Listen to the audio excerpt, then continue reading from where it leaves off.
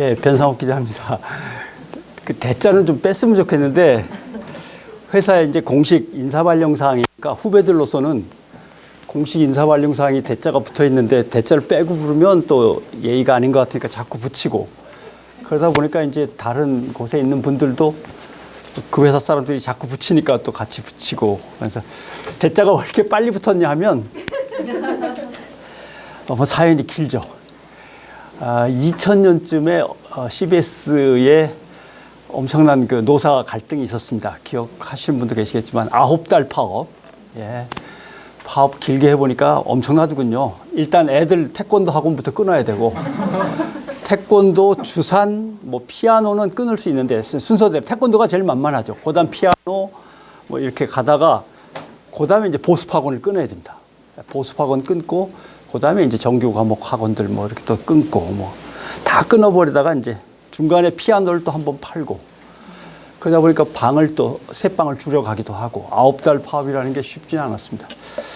그래서 이제 얘기하다 보니까 뭐 이것도 언론의 한 모습이니까 노조가 사장의 세력과 노조 세력이 싸우다가 노조가 도저히 안 되겠다고 질 것 같아가지고 하루는 저는 그때 부국장급이었는데 노조로 다시 들어와 주면 안 되겠냐. 야, 지금 야, 부국장이면은 회사의 경영진의 일부인데 어떻게 왜 노조로 다시 재가입을 하느냐 이렇게 해서 그래도 노조 출신 선배들이 좀 도와주셔야겠다 그래갖고 노조에 재가입을 했습니다. 노조에 재가입을 해서 그때 한 4명 정도의 부국장 부장들이 이제 가입을 한 것 같은데 그렇게 해서 싸움이 끝나고 새로운 사장 체제가 도입이 됐는데 역시 이제 지금하고 모습하고 똑같은 거예요. 옛날 체제는 다 쳐버려야 되니까 인적 쇄신이 필요하니까. 그래서 본부장이 일찍 돼버렸습니다. 본부장이 일찍 돼버려가지고 본부장이 일찍 됐는데 이제 또 사장하고 싸우는 바람에 다시 좌천이 돼갖고 논설위원실로 가라 그러는 걸 이제 난 취재 현장으로 가고 싶지 논설위원실 가서 뭐 그냥 어영부영 지내고 싶진 않다. 그러니까 이제 자르는 사장 입장에서는 또 미안하니까 좌천도 시켰고 강등도 시켰는데 그럼 대기자를 붙여줄 테니까 현장을 뛰어라. 이렇게 해갖고 대자가 좀 일찍 붙었습니다. 그래갖고 하다 보니까 대자가 일찍 붙었고 그렇게 됐고 사실 뭐 가끔 그 얘기를 드립니다마는 언론사에서 보도국장 그리고 그 위에 본부장까지 이미 거쳤으면 논설위원실 가 있다가 상무나 전무 또는 사장에 이제 도전하고 올라가는 그런 코스가 남아있는 거죠. 아니면 논설위원실에 계속 있거나 자회사로 빠져서 사장하거나.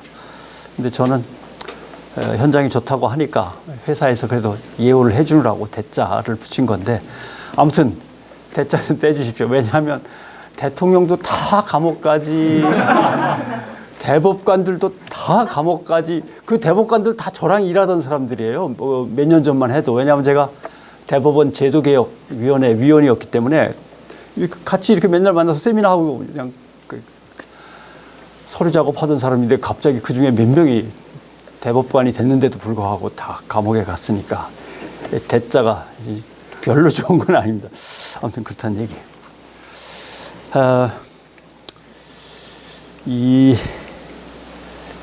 참 오다 보니까 이영희 선생님 생각도 많이 나고 이영희 선생님과 주고받았던 이런저런 얘기들을 또 뭐 소개를 할 수 있으면 하면서 한번 얘기를 해보겠습니다. 이제 이영희 선생님의 가장 유명한 그 명언 또는 명제라고 할 수 있죠. 진실이라고 하는 명제를 항상 강조하셨는데 그 양반 말이 그렇게 쉽지 어렵습니다. 진실. 예를 들면 하나만 예를 들면 종종 보시는 거죠. 지하철에 가면은 이렇게 돼 있습니다. 임산부를 배려하기 위한 자리입니다. 이 자리는 아닌 분들은 좀 해당 사항이 없는 분들은 앉지 말고 비워주십시오라고 하는 겁니다. 근데 만약 여기에 이렇게 건장한 남성이 떡하니 앉아가지고 이렇게 졸고 있으면 보는 사람은 열받죠. 가서 정강이를 한번 걷어찼까? 아니면 뭐 컵에 들고 있던 그냥 물이라도 끼얹어버릴까? 뭐 이런 생각이 들 정도로 얄밉습니다.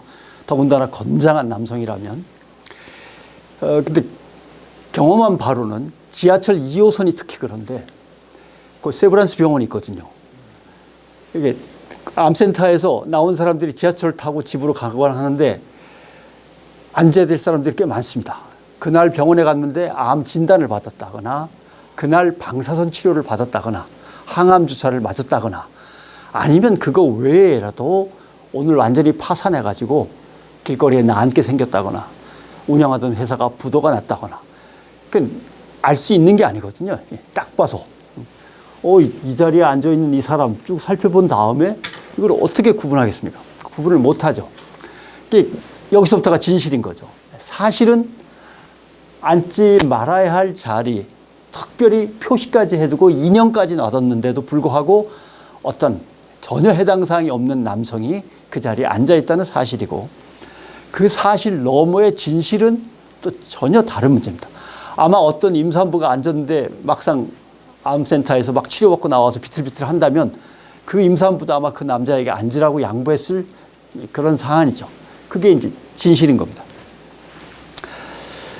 사실을 여러 가지 대충 직접 현장에서 보고 안다고 하더라도 진실로 들어가는 것은 훨씬 더 어렵습니다. 현장에서 늘 강조하죠. 더 살펴보고 더 살펴보고 더 살펴보라고. 예를 들면 당직 사건 기록부에 딱 한 줄이 있습니다. 피자 배달 가던 청년이 트럭과 오토바이가 부딪히면서 한 명 사망. 당직 기록부에 딱 한 줄 이렇게 나옵니다. 그럼 기자들은 이렇게 보고 전화 걸어서 보고를 하죠. 트럭에 오토바이 부딪혀갖고 한 명 죽었답니다. 기사가 안 됩니다. 서울에서는 죽으면 한 10명은 죽어야 기사가 되지 뉴스에 나오려면. 그래서 결국은 한 명이 트럭과 부딪혀서 죽었다. 문제가 별거 아니니까 넘어가지만 사실 아니거든요. 가서 뒤져보고 찾아보고 주변 사람들을 만나보면 달라집니다. 첫째, 그날이 생일이었다든가 이렇게 되면 그 청년의 생일 아니면 그 청년의 첫 번째 출근 날 피자 가게에 처음 나가서 배달 시작하자마자 바로 숨진 거죠. 허망하죠. 이런 일이 있을 수도 있고 아니면 마지막 날 이날만 잘 버텼으면 무사히 피자 배달 끝내고 주인이 주는 봉투를 들고 다음날 학교에 가서 복학할 수도 있고 이러는 것. 그 다음 케이스는 뭐라 그럴까 소년 가장 이런 거. 나이 드신 할머니 그 다음에 어린 동생들만 집에 있는데 이렇게 먼저 떠나버린다면 이런 문제. 그 다음에 이제 마지막으로 거론됐던 문제가 혹시 그 피자 가게 30분 배달 원칙을 지키고 있는 거 아닐까? 30분 안에 배달하지 못하면 돈 안 받겠습니다라는 것 때문에 미친 듯이 달려서 30분을 지켜야만 되는 그 상황에서 놓여 있던 것이 아닐까라고 하는 거죠. 결국은 30분이 맞았습니다. 이런 건 이제 진실에 해당되는 문제죠. 더 큰 진실이 그 밑바닥에 더 가려져 있는 거죠. 마치 이제 빙산의 일각하고 비슷합니다. 그래서 가끔은 너무 딱딱할까봐 얘기를 꺼냅니다. 가끔은 기자들을 좀 괴롭힙니다. 이런저런 방법으로 괴롭히지만 옛날에는 기차바퀴 놀이라는 게 있었습니다. 갑자기 전화를 겁니다. 아주 기자들의 사회를 겪어보신 분도 계실지 모르겠습니다만 제가 후배들한테 밥 사줄 때 전화를 걸어서 야 어느 식당으로 나와라. 되게 바쁘기 때문에 선배가 그리로 가서 사줘야 됩니다. 항상 취재하고 있는 곳으로. 야 그쪽 어디에다 식당을 잡을 테니까 얼른 뛰어와서 먹고 가라. 그러면 물어봅니다. 누구랑 밥 먹습니까? 네가 선배를 모셨던 아무개. 그러면 저는 빠지겠습니다. 나중에 다 따로 기회를 잡아주십시오. 얼마나 괴롭혔으면 미친 듯이 괴롭힌 거죠. 갑질을. 그럴 정도의 관계들인데 맨 밑에 후배를 말진이라고 그러죠. 맨 끝에 있다고 그랬고 말진이 점심 먹고 조금 커피 한잔 하면서 쉬려고 그러는데 그 위에 이진이나 삼진 또는 일진한테서 전화가 옵니다. 점심 먹었냐? 이 사람이 웬일로 이렇게 다정하게 전화를 다 하고 네 먹었습니다. 뭐 먹었는데? 피자요. 가만히 있습니다. 그러다가 대한민국에 피자가 한 가지밖에 없냐? 뭘 먹었는지 좀 얘기하면 안 되냐? 예. 예를 들면 슈림프 피자 먹었습니다. 슈림프 피자는 어디나 다 있어. 브랜드를 얘기해 줘야지. 예를 들면 도미노입니다. 도미노 슈림프 피자를 점심으로 먹었다. 네, 그렇습니다. 처음부터 그렇게 얘기하면 안 되냐? 귀찮게 시리 말이야. 막 하면 이게 다정하게 전화를 건 게 이게 근황 전화 건 게 아닌가 싶은 정도로 이제 약간 긴장감이 오르죠. 그런데 가서 먹었다는 거냐, 배달시켜 먹었다는 거냐 이렇게 됩니다. 배달시켜 먹었습니다. 오, 배달. 그것도 좀 얘기를 미리미리 하지. 그래, 뭐 타고 왔더나? 예, 오토바이 타고 배달 왔던데요. 여기서부터 달라집니다. 피자 배달을 하는데 오토바이로 배달을 왔다. 요새 피자 배달하는데 오토바이를 사용하나? 너 혹시 스쿠터하고 오토바이 구별 못하는 거 아니냐? 이제 이렇게 됩니다. 가슴이 철렁하죠. 예. 뭐 오토바이, 스쿠터 확인해 보겠습니다. 야, 기자가 확인도 안 한 얘기를 막 들어놓냐? 빨리 확인해. 그러면 이제 확인을 합니다. 도미노 피자에 전화 걸어서 사용하신 게 어떤 거였죠? 다시 전화를 또 하죠. 네, 말씀하신 대로, 지적하신 대로 스쿠터가 맞았습니다. 그러면, 네, 스쿠터가 맞는데요. 그러니까 효성 스즈키인지 대림 혼다인지 좀 분명하게 얘기를 좀 해봐라. 이렇게 되면 이제 막 땀이 막 식은땀이 막 흐르죠. 다시 확인. 그러면 이제 분명해집니다. 대림 혼다가 맞습니다. 몇 년형 XM-3의 몇 cc짜리를 타고 왔는데 그 남자애는 배달부는 나이가 몇 세쯤에 검은 머리카락에 갈색 눈동자에 이제 정신이 든 거예요, 이제 기자가. 그게 이제 그런 겁니다. 한 줄짜리 트럭과 오토바이가 부딪혀서 숨졌습니다. 라고 하면 형사가 오토바이라고 잘못 썼더라도 스쿠터로 바로 알아들어야 되고 그 주변에서 일어난 일은 뭐일지에 대해서 미친 듯이 거기서부터 이제 막 파고들어야 되는 거죠. 예, 그걸 가르치려고 일부러 어렵게 시간 내서 겨우 피자 배달시켜 먹은 후배를 갖다가 막 뒤집었다 놨다 하는 건데 그런 겁니다. 현장은 잠시 존재했다가 사라지고 그 현장을 완벽하게 재구성, 뭐 완벽은 어렵지만 거의 완벽하게 재구성해야 되는 기자의 입장에서는 정말 신속하고도 광범위한 정보를 빨리 모아야 되는데 그게 훈련되어 있지 않으면 안 되는 거죠. 그냥 휙 하고 지나갑니다. 그래서 이런저런 일들이 벌어지긴 벌어지는데 원칙은 있죠. 첫째, 주인공을 반드시 만날 것. 근데 주인공을 만나기가 어렵습니다. 도망 다니는 사람도 있고 이미 숨져서 세상에 없는 사람도 있고 해서 그러면 반드시 가족을 만나야 되고 친구를 만나야 되고 고용주를 만나야 되고 이것들을 빨리빨리 만나야 되고 그다음에 현장에 반드시 또 가봐야 되고 이런 문제가 있습니다. 현장에 가봐서 일이 벌어진 대표적인 케이스가 이제 우리가 흔히 전태일 열사라고 부르는 전태일 씨 분신 자살 사건입니다. 왜냐하면 분신 자살한 현장에 갔는데 불탄 자국들 조금 있고 시체는 이미 옮겨져서 없고 둘러보니까 남은 게 아무것도 없어서 끝났단 말입니다. 불난 것은 아마 분신은 아마 경향신문이 특종을 했을 겁니다. 70 벌써 몇 년도입니까? 한참 된 얘기죠. 그런데 그 50년 전에 조선일보 기자가 집에 간 거예요. 집에 갔는데 무슨 책을 읽었나 봤는데 뭐 별 볼 일 없는 책들 좀 있는 것 같고 뭐. 근데 스프링으로 이렇게 된 대학 노트가 한 권 낡은 게 있는데 이렇게 보니까 별거 아닌데 뒤집어서 이렇게 보니까 거기 일기처럼 쓰여져 있었던 거죠. 청계 피복 공장에서 벌어졌던 일들이 쭉 있어서 그 일기장을 토대로 해서 전태일이라고 하는 인물이 역사 속으로 확 뛰어 들어옵니다. 그래서 현장에 가봐야 되는 거거든요. 현장에 가고 주인공을 만나고 이렇게 됩니다. 뭐 그건 그렇다고 치죠. 뭐 쉬운 일입니다. 기자면 그게 직업이니까. 다만 문제는 이제 요즘 기자들이 안 그런다는 거는 그 제 책임은 제 책임이죠. 제 책임입니다만 그게 어떻게 드러나냐 하면 벌써 그것도 오래전 얘기니까 통계 수치가 달라졌을 겁니다만은 10년 좀 더 전에 조사를 했을 때 미국의 주요 신문, 뉴욕타임스와 워싱턴 포스트지 같은 주요 신문들이 중요한 정치 기사를 다루는 때, 그 다음에 한국의 신문들이 중요한 정치 기사를 다룰 때 인용 건수를 세봤습니다. 인용 건수는 기사 안에 몇 사람이 등장하는가죠. 몇 사람의 이야기가 등장하거나 몇 사람의 코멘트가 등장하는가라고 하는 건데 한국 주요 신문들, 그냥 변두리 신문이 아닌 주요 신문들, 한국의 주요 신문들은 그게 1.4명이 나왔습니다. 1.4명. 미국 신문들은 7점 몇 명이 나왔습니다. 근데 잘 보십시오. 정치적인 주요 사안이면 일단 여당 만나야죠. 야당 만나야죠. 아니면 제3당이나 중도 누군가 만나야죠. 이건 정치인을 얘기하는 거고, 거기다음에 평론가 1, 평론가 2. 왜냐하면 이것도 진보일 수 있고 보수일 수 있으니까. 진보 평론가, 보수 쪽 평론가 만나고, 중도 쪽의 평론가 만나고, 그다음에 정치학자 또 만나고 하다 보면 기본은 5명에서 7명, 8명이 기본입니다. 사실 정치 주요 기사라면, 별거 아닌 기사면 뭐 간단하게 쓰면 되지만. 근데 어떻게 1.4명이 나오느냐? 이거는 그나마 여당, 야당한테도 안 물어본 거죠.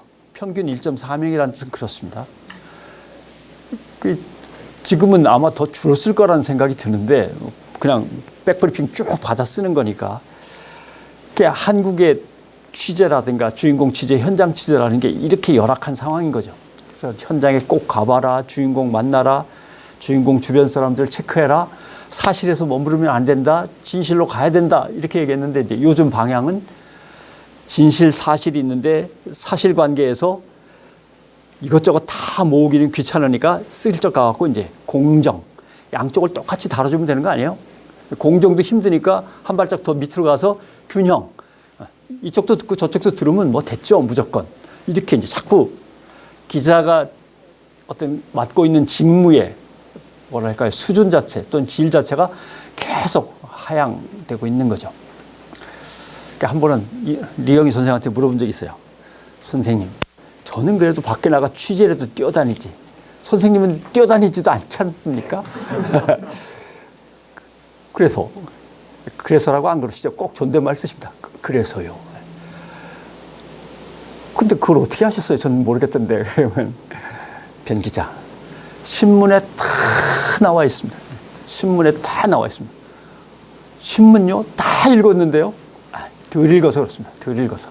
아니면 신문의 행간을 안 읽었든지, 아니면 신문 서로 다른 걸 놓고 비교해 가면서 안 읽었든지, 아니면 신문을 어떤 주제를 한 달, 2달에 걸쳐서 계속 스터디하면서 추적하지 않았든지, 뭔가 신문을 읽는 방식에 허점이 있는 거예요. 그 말씀을 듣고, 그래, 읽었다고 다는 아니겠지. 왜냐하면 신문에 쓴 그 녀석도 보나마나 건너뛰거나 빠뜨리거나 그랬을 테니까요. 그걸 찾아내려면 얼마나 지겹도록 힘든 그 지적 작업이 필요했는가를 이제 생각하게 된 거죠. 그런 점에서 선생님이 신문에 다 있는데 참 이렇게 늘 이제 우리를 갖다가 채찍질 하셨던 생각이 나는데, 그래서 결국 선생님의 방식은 가능한 한 최대한의 정보 수집, 엄청난 정보를 수집하는 거죠. 예를 들면 기자들한테 뭐 써오라 그러면 간단합니다. 요즘 같으면 포털에 들어가서 뉴스 창을 열어가지고 검색해서 관계된 뉴스를 갖다 쫙 뽑아가지고 한번 쑥 읽어보면 대충 자료 수집이 끝나는 거죠. 그것도 상당히 괜찮은 기자입니다. 그 정도면 한두 건만 찾아가지고 대충 뺏긴다든가 짜깁기 한다든가, 더 귀찮으면 하나만 찾아가지고 복사해서 갖다 붙여버린다든가. 근데 선생님의 방식이 그게 아니다. 논문 찾아보시고 신문 기사 찾아보시고 나름대로 그거와 관련된, 요즘 말로 하면 블로그 같은 거죠. 어떤 시평이라든가 시론이라든가 칼럼 같은 것도 다 꼼꼼히 찾아보시고 하면서 가능한 방대한 정보의 수집. 그 다음에 이제 얘기하시는 게 모았다고 다 내 거가 아니고 모았다고 다 써먹을 수 있는 게 아닙니다. 왜냐하면 어떤 차기 대통령은 누가 됐으면 좋겠습니까? 라고 했을 때 고등학생한테 물어본 거와 정치평론가한테 물어본 거, 정치학자한테 물어본 거는 비중과 그 어떤 뭐랄까요, 순도, 이게 완전히 다른 거 아닙니까? 그러니까 선생님 말씀은 많이 모아야 되는데 많이 모은 것들을 다시 정리해서 믿을 만한 것 순서대로 다시 놔야 된다는 거죠. 다시 쭉 넣고. 그러면서 이제 가장 선생님이 뛰어났던 부분 하나는 변화의 수용입니다. 변화의 수용. 시대가 바뀌고 내가 알고 있거나 내가 만나고 있던 사람들도 얼마든지 옛 것이거나 이미 소용없는 것이거나 변질된 것일 수 있기 때문에 변화를 어떻게 수용하느냐의 문제도 선생님이 늘 고민을 하시더라고요. 대표적인 거 뭐 예를 든다면 엄청나게 많은 예가 있고 뭐 책도 내용에 다 들어있는 거지만, 제가 모시던 스승의 스승이 청강 장일순 선생이십니다. 예, 가톨릭 쪽 인재신데 서울대 미학과를 나왔고 김지하 시인의 스승이기도 하시죠. 선배이기도 하고, 그 다음에 이제 6.3, 그 다음에 한일 외교 정상화한다고 하던 박정희 정권에 맞서서 이제 싸우시다가 이제 투옥되셨다가 나오셔서 강원도 원주에서 오랫동안 칩거하시다가 돌아가셨는데, 사실 칩거라고 말은 하지만 칩거는 아니었습니다. 왜냐하면 뭐 김영삼, 김대중 그 밑에서 이제 운동하던 많은 사람들이 어렵고 힘들면은 강원도 원주로 찾아가서 늘 선생님 말씀을 듣고 다시 힘을 얻어 나오고 하던 거니까 칩거는 아니고, 또 지학순주교께서 감옥에 가셨을 때 신부들과 수녀들에게 이제는 가톨릭의 이쪽 사제들하고 수녀들밖에는 남은 힘이 없다. 대한민국의 동력이 다 떨어졌으니까 당신들이 뭔가 조직을 하고 좀 해야겠다라고 하면서 힘을 모아주셨고, 그래서 만들어진 게 천주교 정의구현 전국 사제단입니다.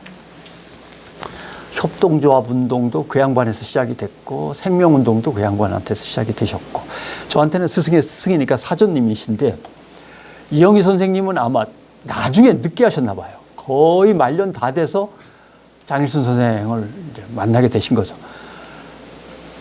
그 덩치로 보면 뭐 약간의 선후배 차 정도인데, 거의 뭐 스승으로 갑자기 모시면서 많은 것들을 막 늘 쫓아다니면서 배우고 익히고, 그동안 잘못 알았던 것들에 대해서 사람들한테 막 설명을 하시더라고요. 내가 부족했어, 내가 덜 깨달았던 거야, 그런 또 더 넓은 시야가 있었는데, 이러시면서 결국 가능한 많은 정보를 수집하고 그것의 비중을 검증해 가려내고, 그리고 나도 언제든 틀릴 수 있어 라고 하는 생각에 늘 스스로를 검증하시면서 변화를 받아들이시고, 그랬던 것이 선생님의 가장 큰 어떤 기자로서 저에게는 큰 가르침이었다고 보는 거죠. 근데 좀 이제 뭐 아쉽고 안타까운 것은 마지막에 아프실 때 자주 못 뵀던 것도 안쓰럽고, 근데 또 아이고 그렇게 아프신데도 또 어떻게 보면 언제죠? 충청북도 그 진천, 병천 아운에 그 조금 언덕으로 한참 올라가 산에 올라가야 있는 세미나 장소가 하나 있는데, 거길 갔는데 거기도 오셨더라고요. 그 아픈 중에도 세미나 하러 오신 거예요. 공부할 게 있다고, 발표하러 오신 게 아니고 공부해야겠다고. 선생님 많이 아프시지 않으세요? 그러니까 그냥 뭐 이 병은 그냥 친구니까 친구 삼아 데리고 다닙니다, 이렇게 하면서 그냥 세미나에 참석하셨던 것도 기억나고, 어떤 그렇게 끝까지 어떤 지적인 호기심과 열정을 놓지 않았던 모습도 기억에 많이 나죠. 그래서 좀 뭐 이런저런 생각들 많이 나고, 어떨 때는 좀 위험한 곳에 선생님을 막 밀어 넣어도 마다하지 않고 늘 오셨던 것도 기억이 납니다.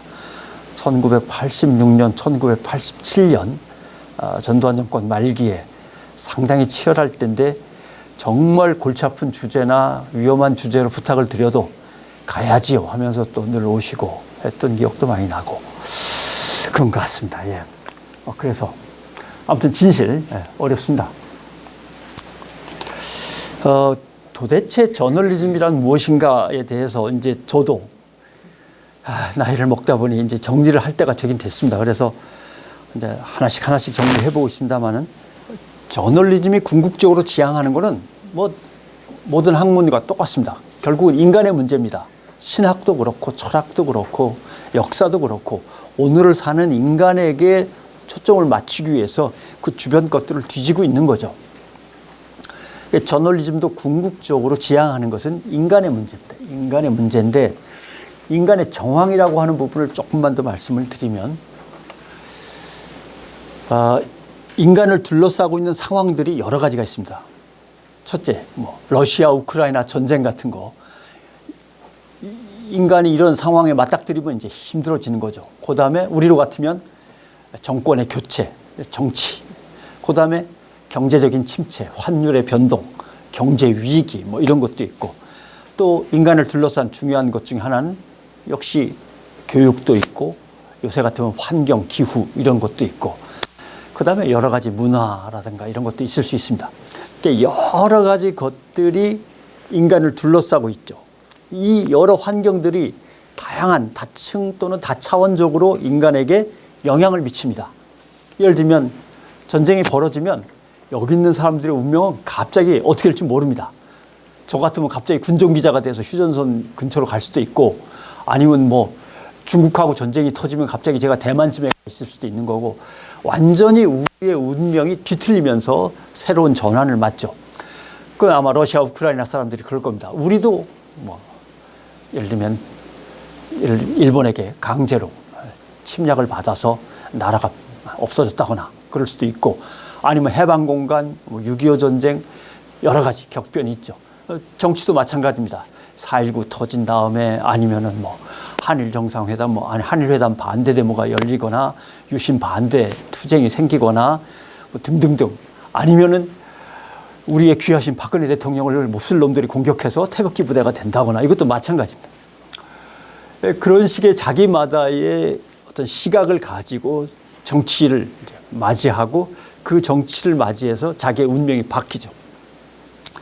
결국 인간을 둘러싼 여러 가지 환경은 인간에게 어떤 강압적인 또는 뭐 간접적인 영향을 미치면서 인간의 운명을 뒤틀어 버립니다. 인간이 가만히 있느냐? 가만히 있지 않죠. 어떤 사람은 그래, 뭐 절이 싫으면 중이 떠나면 되지 하면서 갑자기 나는 자연인이다 하면서 산속으로 들어가 버리면 됩니다. 거기서 뭐 저건 뭐 약촉해 먹고 살면 되는 거 아닙니까?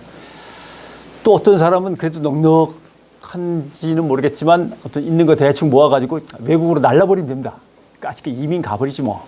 그럴 수도 있죠. 그럴 수도 있고, 어떤 사람은 도저히 견디다 못해서 스스로 목숨을 끊기도 하고, 인간이 자기를 짓누르는 환경에 대해서 리액션을 펼칩니다. 결국 인간을 둘러싼 환경이 인간에게 액션을 가하고, 인간이 그 환경들에게 리액션을 가하고, 액션과 리액션의 이 다이나믹한 역동적인 관계, 그것을 우리가 인간의 정황이라고 부릅니다. 상황에 맞닥뜨린 인간의 어떤 움직임. 저널리즘이라고 하는 건 바로 이 인간의 정황을 관찰해서 기술하는 겁니다. 그렇게. 특히 저널리스트는 보다 전문적인 관찰자로서 관찰을 하고 그것을 기술하는 겁니다. 만약에 제가 역사학자거나 역사를 기록하는 무슨 사관이었다면 있는 그대로 기록하는 것에서 끝났겠지만, 기자의 문제는 더 전문적으로 관찰자가 되어서 관찰한 다음에 그 앞뒤 관계와 맥락을 설명하고 앞으로 어떻게 될 건가에 대한 정보도 제공을 해야 되는 거죠. 역사를 다루는 사관하고는 또 다른 어떤 책무를 기자가 갖고 있는 거죠.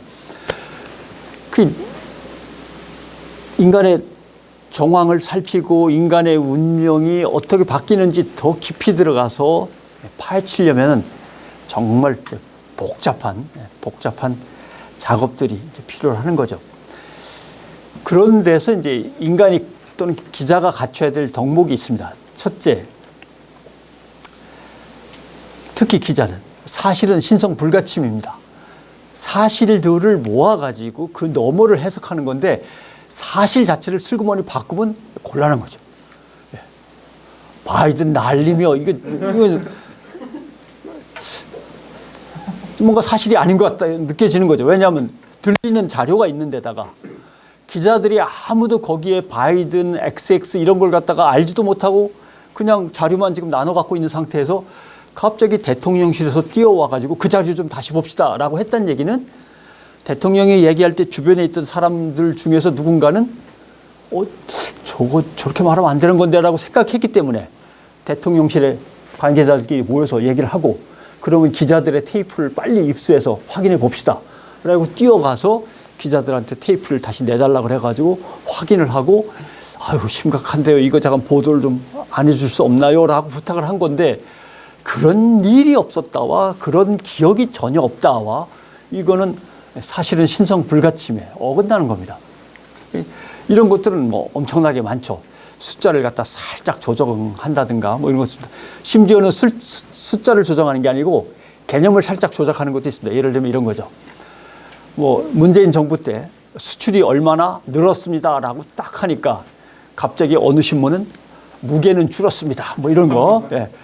당연히 줄죠. 반도체 수출하는 거하고 철강 수출하는 거하고 아니면 북한처럼 탄광에서 석탄 캐갖고 수출하면 무게가 똑같습니까? 무게가 다르죠. 얼마나 몸부림친 건지 모르지만 이렇게라도 머리가 돌아갔다는 거는 상당히 스마트한 머리를 갖고 있는 친구들인데 그걸 엉뚱한 데 쓰고 있는 거죠. 이게 안타까움인 거죠. 수출이 늘었습니다. 실제로 그렇게 늘지 않았습니다. 무게를 다뤄보면 형편없습니다. 어떻게 이런 아이디어를 갖다 신박하게 짜낼 수 있는가 라고 하는 겁니다. 제가 이 정도로 얘기하니까 웃으시죠? 제가 매일 밤 이렇게 넘겨본 그 자료들을 보면 아이고 피눈물 납니다. 피눈물 나. 어떻게 이런 거짓말을 이렇게 아무런 얼굴색 한 번 안 바꾸고 뭐 그 또 기자들이 그러는 게 아닙니다. 사실 기자들은 억울합니다. 기자들이 무슨 힘이 있어서 막 그렇게 세상을 갖다가 왜곡하겠습니까? 위에서 시키니까 하는 거고 그 앞에 가 있는 논설위원들이라든가 데스크에서 맨날 거짓말, 노트북을 열며 대한민국은 뭐 곧 망할 것이다. 한 달 뒤에는 아마 이렇게 작살이 날 걸 하고 하면 혹시 문제가 될 수 있으니까 작살이 날 걸이라는 상상을 해봤다. 뭐 밑에다 이렇게 한 줄만 붙이면 되니까. 이런 식으로 왜곡하는 걸 계속 보니까 기자들은 뭐 이 정도 내가 슬쩍슬쩍 고치는 건 오히려 칭찬받고 있는 일이지 어디 가서 뭐 위험하거나 내 기자직이 위협을 받거나 이런 것도 아니구나 라고 생각을 하는 거죠. 요새 와서 시민들이 좀 댓글을 갖다 험하게 단다고 기자들이 뭐 엄청난 위협을 받고 있습니다. 그렇게 따지면 신천지한테 십몇 년 동안 욕먹은 저는 아무것도 아닙니다. 아무튼 인간의 정황, 운명 속으로 더 사실은 깊이 들어가야 됩니다. 리영희 선생님이 어떤 방식으로 하셨는지 더 자세히 들어봤으면 좋겠는데 못 들어봤습니다. 이제 저는 저 나름대로 또 선생님 시대하고 제 시대는 또 테크니컬한 것도 많이 바뀌었으니까 뭐 어느 방송에서 자꾸 물어보길래 얘기를 한 것 같습니다만은 신문을 하루에 몇 개 읽습니까? 라고 얘기를 해서 글쎄요, 늘 뒤져보는 신문은 한 70개 정도 되지 않을까요? 라고 했는데 집에 가면서 생각하니까 너무 뻥을 쳤나? 근데 회사에 있는 컴퓨터를 하는데 회사에 가서 확인을 해야 된단 말입니다. 회사에 가서 확인했습니다. 70개가 아니고요. 90 몇 개더라고요. 90 몇 개. 왜냐하면 이게 물론 매일 이렇게 본다고 해서 다 꼼꼼하게 읽는 건 아닙니다. 왜냐하면 다른 이렇게 전문 영역으로 가면은 일주일에 한 2번 정도 업데이트 되기 때문에 휙 들어갔는데 업데이트 안 돼 있으면 그냥 내려오면 되는 거거든요. 아니면 업데이트 된 것만 살짝 읽어도 되고. 근데 물론 이제 이쪽에 일반 언론들은 매일 막 엄청나게 계속 바뀌니까 그건 뭐 눈이 아프게 좀 읽어야죠. 생각해 보십시오. 조중동은 그래도 읽긴 있습니다. 조중동을 읽긴 있습니다. 이렇게 쭉 뭐라고 거짓말했는지를 확인해야 되니까 쭉 이제 읽어보고, 뭐 한겨레, 경향, 오마이도 또 읽어야 되고, 그다음에 중간쯤에 있는 한국이나 서울은 도대체 뭐라고 썼을까? 되게 궁금하거든요. 또 읽어보고. 그러고 나서 이제 지역 신문을 읽어야 된단 말이죠. 도마다 하나 아니면 2개씩 또 읽어야 되고. 그러다 보면 이제 전문 영역으로 갑니다. 전문지로 가야 됩니다. 왜냐하면 이제 보셨으면 뭐 아시겠지만 앵커를 하다 보면은 이런저런 뉴스가 다 저한테 밀려 들어오고 또 앵커 리포트를 아이템을 골라가지고 이제 작성을 해야 되고 그러다 보니까 뭘 해야 될지 모르니까 아침부터 계속 뒤져 읽는 거죠. 근데 일반 언론들은 속도가 엄청 늦습니다. 업데이트된 속도는 정치 관련된 소식만 이게 빨리 들어오지 나머지는 되게 늦습니다. 이거는 넘어가서 전문지를 읽어야 되거든요. 그러니까 반도체 시장에서 무슨 일이 벌어지는지는 전자신문 읽어야 됩니다. 엄청 빠르고 엄청 정확하고 양도 많고. 근데 나중에 뭐 조선 비즈니스를 비롯해서 한국경제, 서울경제 이런 거 읽다 보면 다 거기서 100개 다 쓴 거예요. 네, 결국 그렇습니다. IT 관련해서 전자신문을 읽는다. 교육과 관련해서도요. 대학신문 있고요. 그 다음에 무슨 이 어쩌고 저쩌고도 있고, 대학 뭐 저널 어쩌고 저쩌고도 있고, 그 다음에 교수신문은 또 반드시 읽어야 됩니다. 제일 중요한 신문입니다. 지금 저한테는 제일 중요한 신문입니다. 지금 취재기자들한테는 별거 아닐지 모르겠지만, 왜냐하면 교수신문에 간단한 시론 하나를 쓰려면 가능한 한 자기 전문 영역, 전공 영역에서 가장 업데이트되고 핵심인 것들을 주제로 골라가지고 쓰거든요. 이게 전국의 교수님들이 모든 분야에 걸쳐서 각 필드에서 가장 업데이트되고 깊이 있는 얘기들을 조금이지만 던져놓는 거란 말이에요. 그러니까 교수신문은 또 반드시 읽어야 되고, 기자협회보 읽어야 되고, 미디어 오늘 읽어야 되고, 미디어스 읽고, PD저널 읽은 다음에 그다음에 이제 요까지는 조금은 공식적인 매체 비평지고 조금 비공식적인 매체 비평지를 읽으려면 이제 또 고발 뉴스 읽어야 되죠. 그다음에 팩트 체크 전문 뭐 뉴스톱 읽어야 되고 뭐 이렇게 하다 보니까 여기서 벌써 몇 개. 장애인 신문도 함께 걸음, 비마이나 뭐 그다음에 등등등 해서 지체 장애인 신문까지 하면 그것도 한 4개 정도 읽어야 되고, 농민 신문, 농어민 유통 신문, 축산 신문 또 읽어야 되고, 이게 거기다가 이제 주요 블로거들, 요새 블로거들 셉니다. 예, 블로거들 또, 왜냐하면 제가 아무리 뭐 이것저것 공부를 해봤자, 예를 들면 중공업 하면 현대중공업에 있는 양반을 따라잡을 수가 없어요.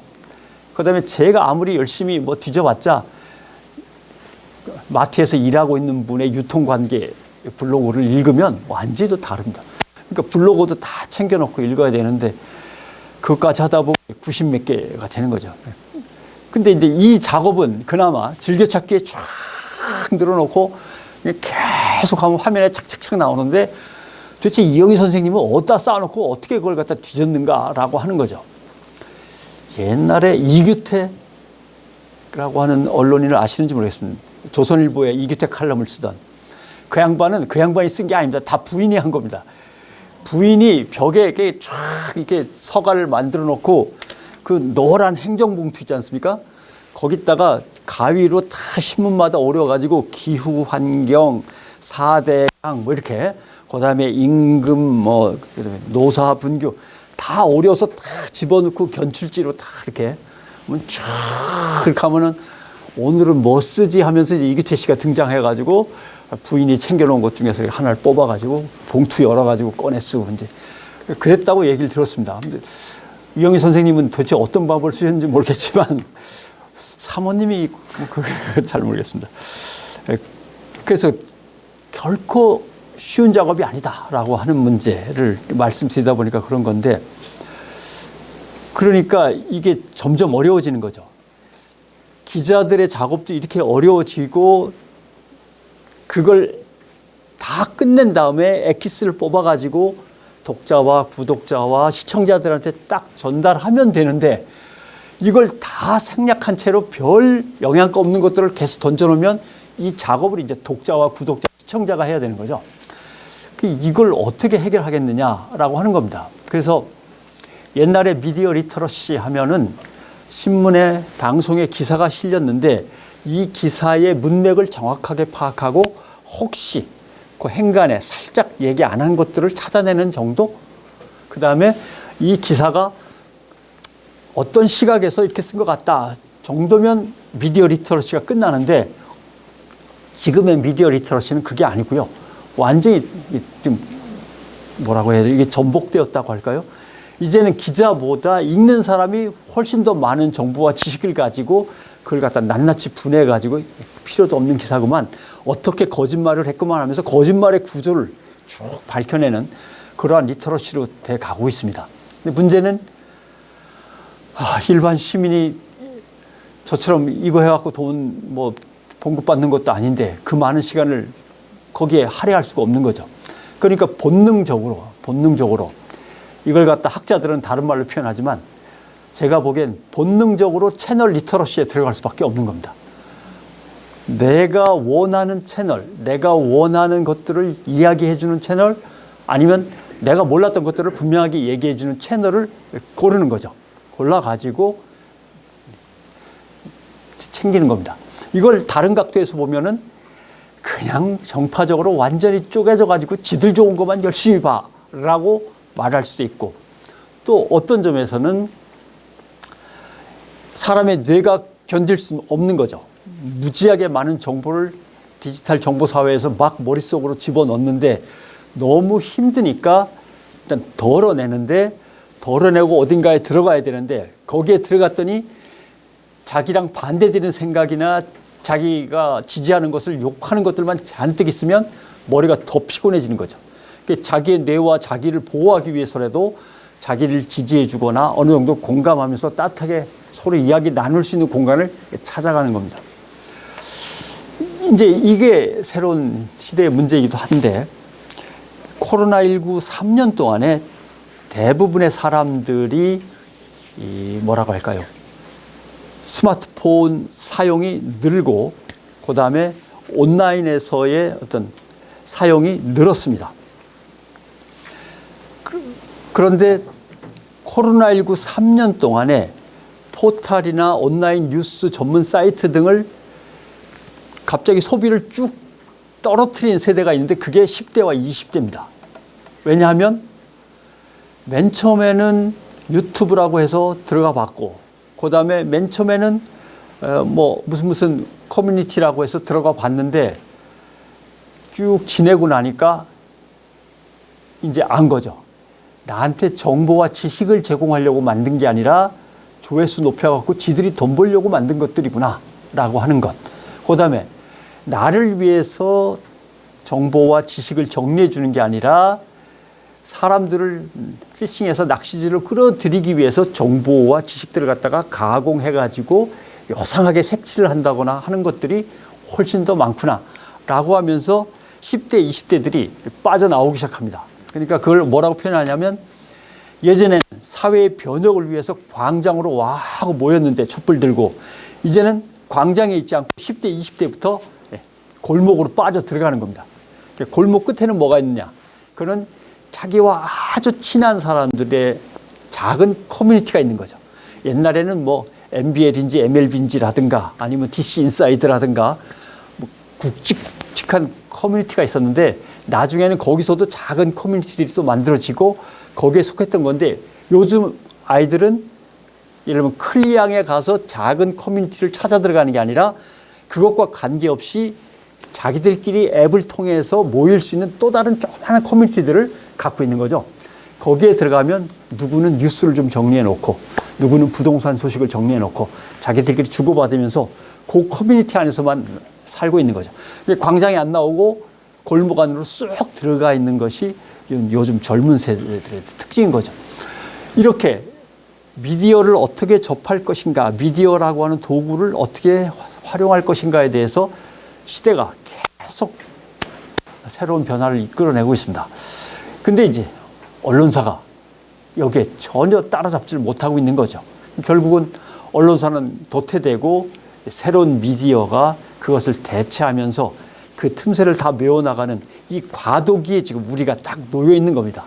한쪽은 망해가는 중에 어떻게든 망해가는 걸 좀 천천히 늦추면서 자기 정년 때까지 봉급이라도 계속 타려고 몸부림치는 기성 언론이 있고 그 다음에 유튜브 또는 페이스북을 통해서 새로운 시민이 중심이 된 미디어를 이끌어 가보려는 세력이 있고 그렇게 생각을 했으나 유튜브 만들어 보니까 일단 돈 버는 게 시급하더라. 이거 유지하려면 해갖고 중간에 그냥 적당히 짬뽕해가지고서 그냥 버티고 있는 유튜브나 뭐 페이스북의 페이지라든가 이런 것들이 이제 존재하는 거고 그래서 양쪽 덩어리들과 그 사이에 있는 긴 연장선들 이 변혁기 속에 우리가 자리 잡고 있는 겁니다. 이때 그러면 저널리즘의 본령과 철학은 뭐냐? 사실 할 말이 없습니다.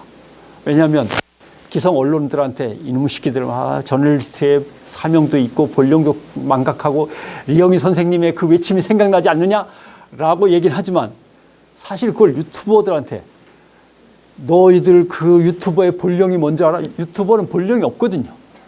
네? 유튜브의 시작은 원래 짝짓기 프로그램에서 나왔던 거 아닙니까? 그죠? 사람들끼리 이렇게 맺어주려고 커플 만들기 프로그램에서 시작한 유튜브를 두고 너희들의 본령과 시대적 책무를 알아 이것들아 라고 할 수도 없단 말이에요. 그러면 이쪽은 자기들의 본령과 윤리를 망각하고 이쪽은 본령과 윤리가 뭔지 논의해 본 적도 없고 이 엄청난 과도기를 거치는데 이게 과도기라고 하는 의미도 잘못된 거죠. 과도기면 나중에 뭔가는 정리가 된다는 뜻인데 정리가 될지는 미지수입니다. 정리가 될지는 미지수인데 뭐 그 얘기는 좀 복잡하니까 천천히 하기로 하고. 뉴스란 이제는 말씀드린 대로 옛날에 미디어 리터러시 때 기사를 잘 해석하면 된다가 아니라 그림도 있고 픽처, 포토 거기다가 그 밑에 달리는 엄청난 댓글들과 댓글에서 제대로 지적한 것들 이것까지 해서 집단지성까지 이게 이제 뉴스가 되는 겁니다. 그러니까 뉴스 한 줄을 읽는 게 아니라 뉴스에 딸려 있는 그림과 그래픽 그리고 거기 딸려 있는 댓글들까지 다 읽어야 한 건의 뉴스를 읽는 게 되는 독자 되기 참 어려운 시대를 좀 살고 있는 거죠. 제가 팟캐스트라는 걸 맨 처음에 이제 CBS 있을 때 했는데 사실은 그 팟캐스트 지금은 뭐 일찌감치 사라지고 없습니다만은 팟캐스트 제목도 생각이 안 나네. 하도 오래전이라. 그 팟캐스트가 왜 살짝 유명했었냐면 최순실이라는 이름을 제일 먼저 꺼낸 팟캐스트인데 그게. 예.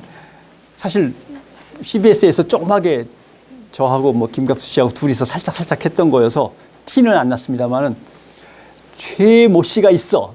그 다음에 최순실이라든가 이렇게 하고 나서 좀 있다가 이제 이름이 탁 터져 나왔는데 그건 중요한 게 아니고 그래서 이대생들이 어떻게 고구마를 캐다가 갑자기 황금을 건드렸습니다. 맨 처음에는 누가 말을 타는데 어떻게 보니까 뭐 출석도 제대로 안 하고 말이야 이렇게 해서 시작된 건데 그게 최순실 씨의 딸 뭐 최유란지 뭐 정유란지 뭐 이렇게 된다고 하고 근데 거기에 이제 재벌들이 말을 기증한다거나 뭐 지원금이 갑자기 여기저기서 스포츠 지원금이 날라들고가 이제 자꾸 나옵니다만은 그래서 이제 정유라를 찾는 작업이 시작이 됐습니다. 정유라를 찾는 작업이 시작됐는데 다들 스위스에 있는 줄 알았어요. 그러니까 스위스 비행기 표를 끊어가지고 이제 다들 날아가고 있는 중이었습니다. 근데 몇몇 언론사에 야 독일이래 독일 살짝 연락이 왔습니다. 그런데 그럴 때 또 나 독일로 갈게 하면 바보입니다. 다른 언론사 기자들이 모르게 살짝 빠져나와서 독일 표를 끊어가야 되거든요. 쉬운 작업이 아닙니다. 서로들 감시하고 있기 때문에. 그러다가 이제 슬그머니 빠져서 독일로 간 몇몇 언론사가 있는데 JTBC한테 갑자기 덴마크래라고 이제 연락이 온 거죠. 그래서 독일로 가는 측 프랑크푸르트 쪽에서 갑자기 또 덴마크로 튄 겁니다. 덴마크로 튀어서 대충 좌표는 찍혀져 있으니까 그 주변을 돌다가 현대차였나요? 우리 국산차를 발견을 했고 이렇게 쳐다보니까 까만 승마 모자도 하나 있고 이제 이렇게 되는 거죠. 근데 문제는 집에 들어가서 문 잠그고 절대 나오지를 않으니까 만나서 인터뷰를 해야 되는데 그게 이제 이가혁 기자입니다. JTBC에. 고민을 했죠. 그러면 만나거나 들어가려면 방법은 하나뿐인데 경찰한테 확 그냥 불법 체류자 신고를 해버려? 경찰이 띵동하고 누르고 여는 사이에 뛰어 들어간다? 아니면 경찰이 데리고 나오면 만난다? 뭐 여러 가지 시나리오를 생각했겠죠. 그러면서 이제 상부에 보고를 해서 허락을 받아야 되는 상황입니다. 그럴 때 과연 같은 나라의 백성을 만리타양 외국에서 경찰한테 신고를 해버려 나쁜 짓 했다기보다는 지금 나름대로 그냥 여론의 화살을 피해서 그냥 피신온 사람인데 불법 체류를 확 신고를 해버려 말어. 이런 고민이 있는 거죠. 기자들의 철칙. 주인공을 취재하되 자기가 주인공이 돼서는 안 된다라고 하는 철칙이 있습니다. 사건에 뛰어들면 안 되는 거죠. 그러니까 예를 들면은 헝가리 부다페스트였나요? 다뉴브강에서 유람선이 침몰했을 때 거기에 이제 많은 사람들이 포스트잇에다가 뭔가 추모의 문구를 적어서 붙여놨었죠. 그 다리 밑에도 붙여놓고 다 붙여놨는데 한 기자가 그걸 찍으려고 이렇게 하다 보니까 돌이 큰 벽이 있고 거기에 쫙 붙어 있는데 그걸 탁 찍어봤자 별로 감흥이 없을 것 같으니까 그걸 떼다가 흐르는 강물에다가 탁 얹어가지고 이렇게 강물과 함께 찍고 그 자리에 붙여놨단 말입니다. 다시. 이게 문제가 있었습니다. 왜 기자가 사건에 개입을 하고 현장을 손대는가에 대한 문제가 있었던 거예요. 그럼 기자는 적당히 그래도 되는 것인가? 예를 들면 어떤 굶주린 아이가 계속 울먹이고 있는데 옆에서 시체가 되기를 기다리는 콘도로가 있을 때 콘도를 쫓아낼 것이냐 말 것이냐, 아니면 콘도를 그 옆에다 갖다 놓고서 같이 찍을까, 뭐 이런 문제가 발생이 된단 말이죠. 그래서 이가혁 기자도 마찬가지죠. 자, 이것이 기자의 윤리상 옳은 일이냐라고 할 때 대개는 크게 따집니다. 크게 따지는데 위에서 지시하면 따라야지 뭐 어떡하겠어요. 봉급 주는데. 그 다음에 기자로서는 그래서는 안 돼. 기자는 사건에 뛰어들면 안 돼라고 하는 동종업계의 윤리가 있고요. 과연 이게 공익에 맞는 일인가? 또는 국민은, 독자들은 지금 뭘 원하고 있지? 그리고 이게 내 양심에 꺼리끼는 일인가 아닌가? 이걸 갖다 이제 종합적으로 판단을 해야 되는 거죠. 결국 양심이 가운데 있고 이것들이 있습니다. 지시도 복잡합니다. 기자는 직속상관의 지시 외에는 들으면 안 됩니다. 그러니까 내가 사회부 소속이면 사회부 팀장, 그러니까 자기 위에, 그 다음에 부장, 편집국장, 경제부장이나 정치부장이 개입하면 이건 기자윤리 위반입니다. 직속 상관의 명령만 듣게 돼 있고 거기가 끝입니다. 사장님이 갑자기 내려와서 하면 그것도 위법입니다. 국장까지가 끝입니다. 본부장도, 저도 본부장 해봤지만 보도국장한테 얘기를 해서 보도국장이 지휘하게 하지 제가 기자를 만나가지고 못합니다. 밥 살 때도 다 그 위에 부장들한테 보고하고 차장한테 보고하고 나 본부장인데 그 밑에 누구누구는 내가 오늘 점심때 좀 만나고 밥 좀 사고 올게, 이렇게 하고 사고 오거든요. 그러니까 결국은 지시도 그래야 되고 해서 가능한 한 기자의 양심을 보호해 주려고 하죠. 자, 그래서 아마 지시가 떨어졌을 겁니다. 경찰에 신고하고 어떻게든 한번 틈을 봐. 근데 이제 여기에 여러 가지가 있습니다. 첫째, 경찰에 신고를 하려고 하는 순간 생각해 보니 어린애가 딸려 있습니다. 야, 이건 양심상 못할 짓이다. 나이도 어린 엄마가 갓난 아기를 데리고 타지에 가서, 그것도 다른 나라에 가서 그러고 있는데 내가 경찰에 확 꼬질러 버려? 인간이 할 짓이 아니지. 근데 딱 옆을 보니까 보모가 있어요. 보모가 있어? 그럼 또 얘가 좀 달라지지 않나? 갓난아기에서 걸렸던 양심이 조금 이제 회복이 되는 거죠. 살짝. 근데 옆에 보디가드가 또 한 명 더 있어. 야, 이러면 뭐 경찰에 엄마가 간다 하더라도 보모와 보디가드 정도가 있다면 뭐 통장으로 돈은 송금 받아가지고 처리하면 되는 거 아닌가? 먹고 살만 하겠네, 일단. 그래서 이런 모든 것들이 여기에 다 관여가 되는 겁니다. 근데 이게 뭐 5대 0으로 끝나는 게 없습니다. 모든 사건이 2대 3 아니면 3대 2입니다. 애매하다고요. 정유라를 갖다 경찰에 확 찔러버릴까 하면은 양심에서 막 흔들렸는데 아기 때문에 흔들린 게 보모하고 보디가드가 좀 보태줬고, 고국의 독자들은 당연히 만나갖고 따지고 물어야지라고 생각을 하고, 그것이 이 정국에 도움이 될 것 같긴 하고, 공익에. 이렇게 되니까 3대 0으로 일단 기울고, 막 이렇게 되면은 직업윤리만 이제 살짝 벗어나고 4대 1이 되는 거죠. 이런 식으로 돼가지고 기자의 양심이 나름대로 변명거리를 찾아서 움직입니다. 이렇게 복잡한 작업이 하나의 진실을 찾는데 얽히는 겁니다. 그런 얘기, 아까 말씀드린 것 중. 그래서 사실은 아무튼 고칠 수 없다라고 하는 거 말씀을 드렸고, 그 다음에 저 위에 가서 산술적 균형의 지향, 리영희 선생 제일 싫어하던 거. 여당 거 썼으니까 야당 것도 썼고 그럼 됐지 뭘 그래요 라고 하는 것. 침묵도 가장 비겁한 것일 수 있다라고 하는 것. 중간도 가장 정치적이고 정략적인 것일 수 있다라고 하는 것. 사실 그렇죠. 영세 중립국들이 가장 정략적인 거죠. 그런 겁니다. 그 다음에 치사하게 자식들 정치라는 게 다 그래. 역사라는 게 다 그렇지. 뭐 자기가 뭐 한 200년 정도 산 것처럼 그러면서 현실에서 빠져나가는 거죠. 뭐 다 치고받고 하면서 역사가 흘러가는 거지 뭐 이렇게. 그러나 당장 죽어가는 사람들과 흘리는 피해에 대해서는 못 본 척하는 거죠. 사실 저널리스트한테 가장 필요한 덕목 중에 하나는 민감함입니다. 민감함. 특히 고통에 민감해야 됩니다. 예, 마치 가죽을 갖다 확 벗겨갖고 여기 맨살이 그대로 시뻘겋게 드러났는데 거기에 모래가 뿌려지듯이 세상에 아픈 일이나 부조리한 일을 보면 막 맨살에 막 흙을 뿌린 것처럼 깜짝 놀라가지고 막 아파하고 쓰려해야만 무엇을 하겠다고 뛰어들게 되는 건데, 저렇게 도사님처럼 초연함을 이렇게 유지하시면 아무것도 할 수가 없습니다. 이런 것들의 문제. 그 본질이란 이런 거고 본령이란 이런 거고 이게 문제입니다. 이제 지금부터는 좀 뻣뻣한 얘기가 되겠습니다만, 언론 보도 또는 저널리즘에서 객관성은 다 뻥입니다. 객관성이 있을 수가 없습니다. 객관성이라는 게 있을 수가 없습니다. 왜냐하면 자연과학 실험실에서도 그 100% 순도의 순수한 환경을 만들기 위해서, 심지어는 반도체를 예를 든다면 반도체 그 판에다가 설계대로 새기기 위해서 그 반도체를 얼마나 표면을 깨끗하게 몇 번이고 닦아내야 되는지, 그 닦아내는 그 물질을 갖다 일본이 수출을 안 하겠다고 딱 잡아댔던 거 아닙니까? 그런 겁니다.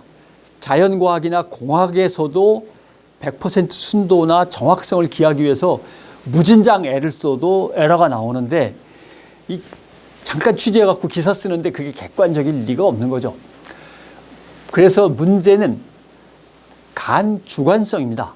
주관과 주관 사이를 넘나드는 겁니다. 이 사람의 주관과 이 사람의 주관, 이 사람의 주관을 다 들어본 다음에 아까 얘기한 대로 그 주장의 비중 또는 정확성을 갖다가 나름대로 추론해 보고 순도가 높은 것부터 위로 올려가지고 판단을 하는 거죠. 이 간주관성입니다. 이 간주관성을 성실히 지키면 그나마 사회과학에서도 객관성으로 다가갈 수 있는 건데, 객관성을 주장하면서 언론에게 괜히 객관적이지 못하다고 하는 것은 뻥입니다. 그렇게 주장하는 사람은 객관적이지 않습니다. 틀림없습니다. 그리고 신문은 주장 자체를 갖고 있습니다. 그게 사설에도 나오지만 기사 속에도 얼마나 주장이 많습니까? 사실은 주장은 아니지만 주창까지는 허용이 돼야 된다고 저는 생각을 했던 건데, 주창이란 이런 겁니다. 독도는 일본과 한국 사이에 있으니까 양쪽의 균형을 맞춰서 반씩 나눠 갔든지 아니면 10년씩 서로 나눠 쓰든지 말이 안 되죠. 독도는 우리 땅입니다. 근데 이걸 가지고 언론이 공정하고 객관적이지 못하게 말이지 누구 땅이라고 주장하면 돼? 이건 주장의 문제가 아닙니다. 주창의 문제입니다. 언론도 어떤 한 시대의 구성 요소로서 그 시대가 갖고 있는 제한 속에서 움직일 수밖에 없는 거죠. 언론은 완전히 하늘나라에서 이렇게 딱 지구를 굽어보면서 그렇게 작성되는 게 아닙니다. 최대한 객관적으로 공정하게 쓰고 정확하게 사실을 밝혀내야 되지만, 문제는 얘기한 대로 궁극적인 지향은 그 땅에 호흡을 같이 하고 사는 시대 구성원 사람들이기 때문에 그 사람들 위주로 생각을 할 수밖에 없습니다. 심지어는 월드컵 축구 예선전, 한국이 브라질하고 붙게 됐습니다. 만만치 않은데 잘하면 이길 수도 있습니다. 이렇게 써야 되는데 브라질 넘사벽입니다. 우리는 끝났습니다. 기사를 이렇게 쓰면 안 되죠. 그 스포츠 기사 그렇게 쓰면 안 됩니다. 거의 모든 것에 이런 식으로 되어 있습니다. 예를 들면 일본 총리하고 한국 대통령이 전화로 만났습니다. 그러면 전화로 만났으면 됐지라고 하는데, 누가 몇 번을 찾아가서 빌어서 만났는지, 만나서 한 내용이 겨우 그거냐 이것까지 밝혀내면서 우리가 어떻게 그런 외교를 할 수 있냐 이렇게 써야 되는데, 만났답니다. 이런 얘기들이 왔다 갔다 했답니다. 객관적으로 이렇게 딱 쓰고 중립과 초연을 지킨다? 안 되는 거죠. 그거는 그 시대에 부여받고 있는 언론의 책무하고는 조금 벗어납니다. 물론 얼마 전에도 있었습니다만은 국익에 위반됩니다. 국익에 위반됩니다라고 하는 건데, 그런 프레임들을 이제 조심해야 되는 건데, 잠깐 얘기를 방송에서는 한 것 같습니다만 그런 프레임이 위험하죠. 왜냐하면 국익하면은 몇 가지로 나눕니다. 사활적 국익. 이게 잘못됐다가는 전쟁 난다. 이거는 사활적입니다. 민족의 목숨이 왔다 갔다 하는 그런 사활적 국익 같은 게 있고요. 그다음에 핵심적 국익. 핵심적 국익이라고 하는 것은 미국과 한국의 동맹 관계가 절단난다. 이 정도는 이제 핵심적 국익인 거죠. 그다음에 중요 국익. 이것은 아까 얘기한 일본이 갑자기 반도체 몇 가지 재료들을 갖다가 중단하는 바람에 한국의 장기적인 발전이 더뎌진다. 이런 것들이 이제 중요 국익에 속하는 거고, 그 나머지 것들은 지역적 국익이라고 하는 겁니다. 아우, 한국 이미지가 좀 깎여. 예. BTS 나라라고 해서 엄청나게 존경했는데 대통령이 얘기하는 거 보니까 꼭 그런 것만 아닌 것 같아. 뭐 이 정도. 이런 것들이 이제 지역적 국익 이렇게 되는 건데, 이걸 구분을 안 하는 거죠. 일부러 확 묶어가지고 국익에 위배됩니다. 이렇게 하니까 아예 반발도 하지 말고 반론도 펴지 말고 비판도 하지 말라 이런 식으로 되는 건데, 그런 프레임에서 빠져나와야 되는데 언론들이 그냥 받아쓰기만 하다 보니까 그냥 국익에 어쩌고 저쩌고 합니다만은 전혀 다른 겁니다. 실제로 언론은 어디엔가는 묶여있고 묶여있는 곳으로부터 가능한 한 자유로워야만 하는 좀 묘한 모순된 어떤 지점에 서 있는 건 분명합니다. 그 얘기를 이제 하게 되는 건데,